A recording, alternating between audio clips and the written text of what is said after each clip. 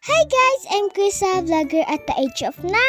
Nakalimutan ko nga pong gawin ang assignment ko sa English. Kaya naman, pagkagising ko po sa umaga ay ginawa ko agad ito. Minsan sa sobrang dami ay nakakalimutan ko na din po. Pero okay na mahuli basta magawa ko po. Tapos ko nga sa assignment ko, tinanggal ko na nga yung pinapainit kong paligo. Ako na po nga talaga ang nagpe-prepare ng paligo ko. Dahil si mama ay nagluluto pa po ng kanyang paninda. Ako na nga rin po ang nagbubuhat papunta sa CR. Grade 4 na ako kaya kayang-kaya ko na to. Kinahaponan nga po ay hinantay ako nila mama sa taas. Malapit nga po yung tindahan ng ice cream at nagpabili na din po ako. Siyempre naglakad nga po kami at mainit din. Di nga po kasi ako nasundo ng papa ko.